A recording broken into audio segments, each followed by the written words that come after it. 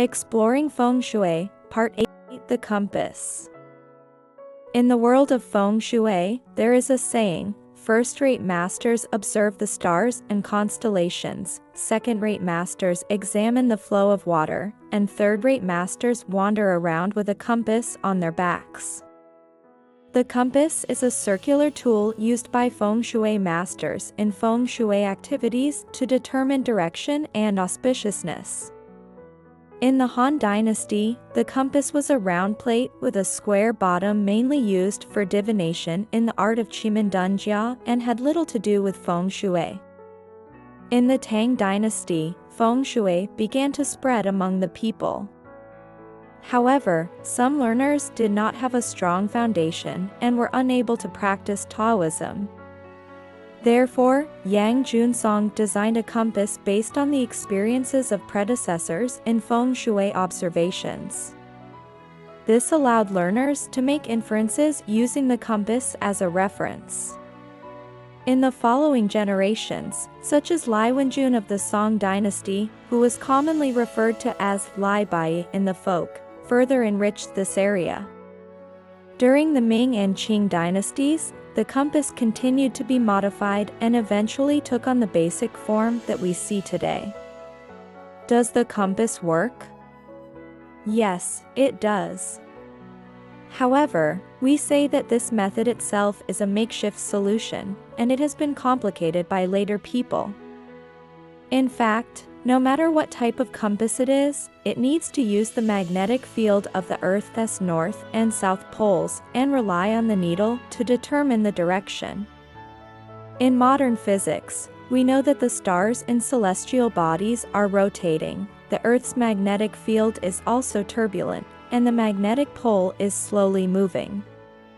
In addition, there are metal mines, high-voltage lines, power plants, and other facilities everywhere today.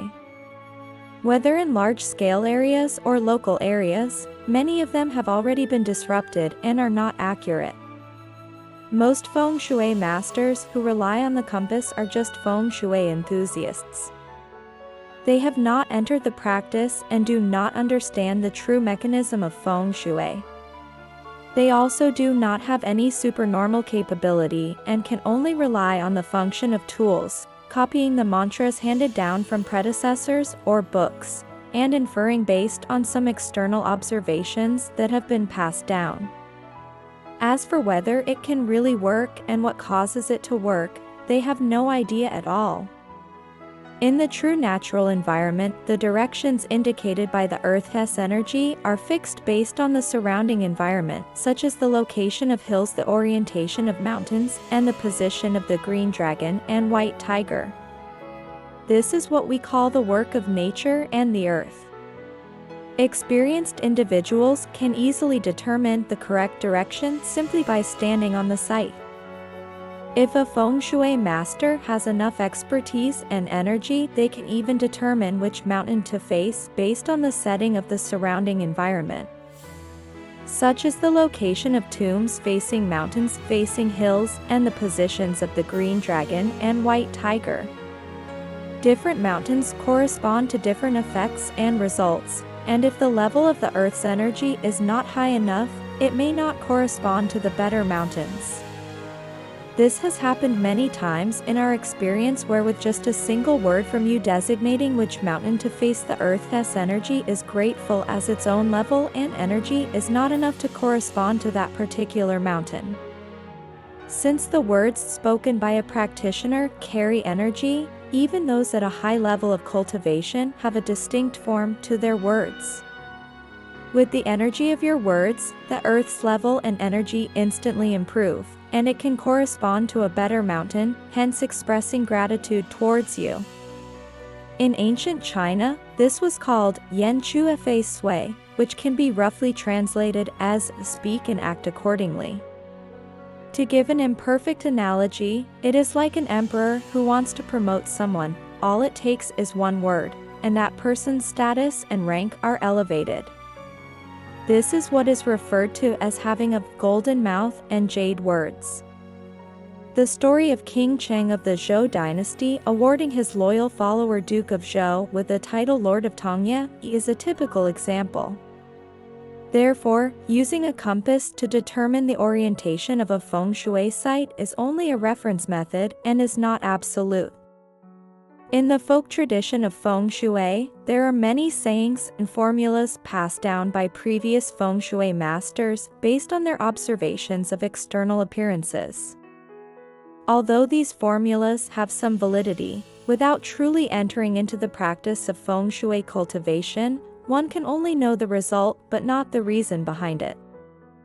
For example, the saying, "Two mountains flank a dip, emperors are born in every generation." This refers to the two mountain peaks behind the emperor's seat, forming a natural screen, which is one of the symbols of the emperor's land in Feng Shui. However, how to flank the two mountains the size of the dip, how many generations of emperors will be born, what dynasty they will establish, and how long it will last cannot be known simply by observing the external appearance. In the folklore of Feng Shui, 朝山 refers to the worship of the main tomb. The more 朝山 there are, the more supporters the main tomb has, just like how the emperor's subjects worship him. However, on one occasion, when we arrived at a certain place, the earth spirit told us that the number of mountain peaks visible on the opposite side indicated how many generations could inherit the land.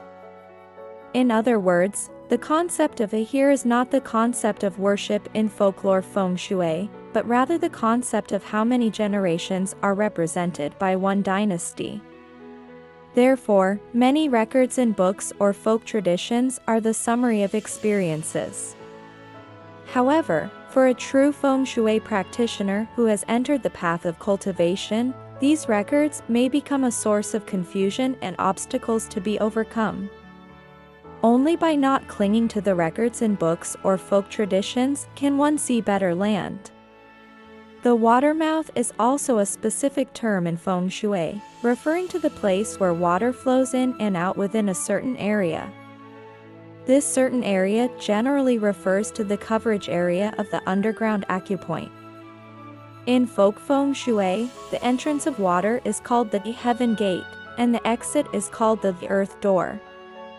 As the watermouth represents the dragon's bloodline and is in charge of wealth, the mountain terrain at the watermouth should be winding and obstructive to block the flow of water. The terrain at the heaven gate should be open to ensure a continuous flow of water and a prosperous life, indicating a flourishing wealth. The terrain at the earth door should be closed with multiple obstacles to force the water to flow in a zigzag pattern or form the shape of Ji or Xian, allowing the accumulation of energy and wealth. If the watermouth is not obstructed, and the water flows directly, it will cause the dissipation of energy and loss of wealth. In folk Feng Shui, those who can observe watermouths, i.e., where water flows in and out of a certain area, without relying on a compass, are considered to have stronger skills. To use an imperfect analogy, the watermouth is like the entrance of a house. A grand and impressive entrance indicates that the family living there is wealthy and influential, and thus the quality of the area covered by the watermouth is high. On the other hand, if the entrance is ordinary, then the family is also ordinary, and the quality of the area covered by the watermouth is also average. The area extending from the watermouth belongs to the coverage of the underground energy field, while the area beyond it belongs to the external field.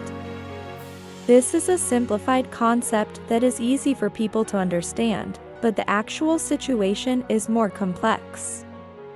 The underground acupoint itself is not large, but it has a coverage area. The higher the level, the wider the coverage area.